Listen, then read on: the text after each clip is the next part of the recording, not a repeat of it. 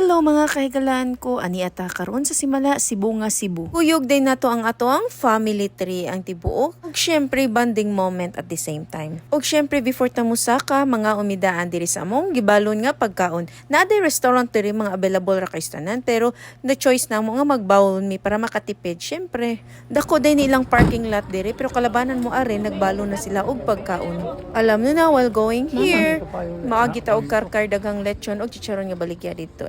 So mao ni ang entrance diri bunga diri sa Simala Shrine og padulong nami didto ing ani day ni kanindot ang ilahang palibot ug ang agianan diri. Og sa katong nagplano og mga aris mga lolat lolos nato diha kinahanglan ligon-ligon pa atong tuhod kay mutaas-taas jud ang atoang lakawon. Og maabot ka diring lugar maka-feel ka og peace of mind. Taas kay imong panglantaw og nindot kaayo ang mga palibot.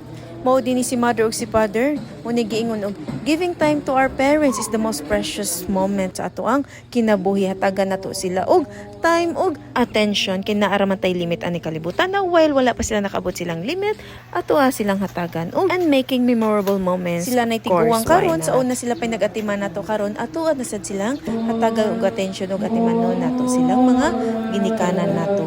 Ug mao na giingon og unsa atong ginikanan mausay ibuhaton sa atong mga anak ug maabot na generation. Ug nakaabot pa day sa mga misa dinhi. Mautagaan jud natog time as we can syempre sa atong mga siblings sa di lang kay sa atong ginikanan. Ug mao day ni ibilin day atong sapatos or chinelas before ta mosulod ug mao ni akong medyas is di Paris pero wala nam koy pakialam as long as na ako'y gisuot ang mora jud na siya importante while ongoing there makita nimo daghan na kayong taon na sa sulod ug ibili na mo tanan amo mga kan. Mao din ni ang agianan mga higala ko on the way padulong ka dito sa pinakasulod kung asa ka mo anaa ang berhen na imuhang at di ba layo-layo jud siya ag hanay ra kaayo sa dili na magsugat-sugat na akay naara may agianan para sa mga nahuman na og halok dito sa berhen ing ani ra ni siya pero ma-amaze ka sa mga kanindot sa mga talan-awon bisag na nakasud ug maunday na siya ang view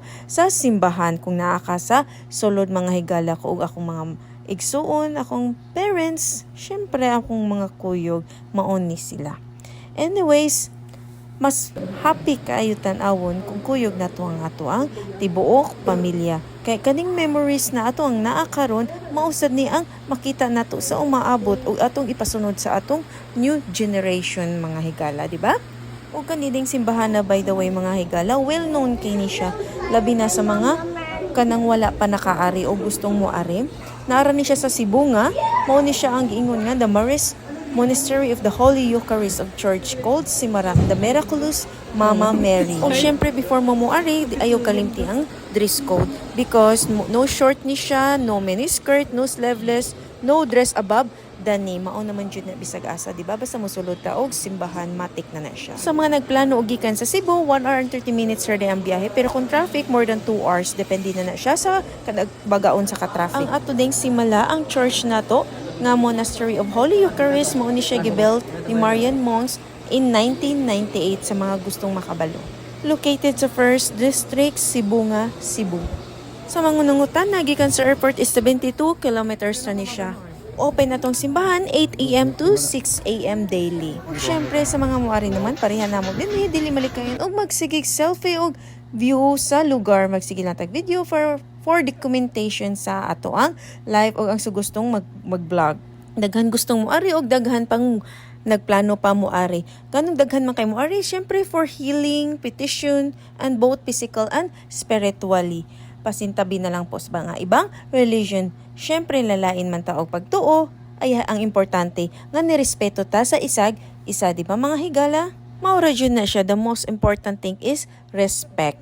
Ug sa katong wala pa nakaari, wala din siya entrance fee ang ato ang shrine din hidapita. Ug pinsag kinsalay makaanhin no ma-amaze jud ka sa kanindot kay mura kag naa sa Europe ang ilang design sa simbahan ug ang mga palibot niya nindot jud ka siya pagka landscape. At the same time, ang mga remora na siya og tourist spot sa Cebu nga Cebu. Mao din ni ang mga kandila, color na siya, mga color depende sa imong gustong paliton. 40 pesos ra pala ang kandila nila. Og mao ni ang view makita nimo gikan sa simbahan. We love Mama Mary dyan siya og nindot siya ka ilang pagka landscape og ang ilahang aisle padulong sa simbahan. di ba? Napaka ma-amaze jud ka. Ma-amaze jud ka sa kanindot sa palibot diri sa Simala Shrine. Ingani ni siya ka nindot ang ilahang landscape ug ang ilahang aisle. Di ba? Nice kayo siya tan-awon.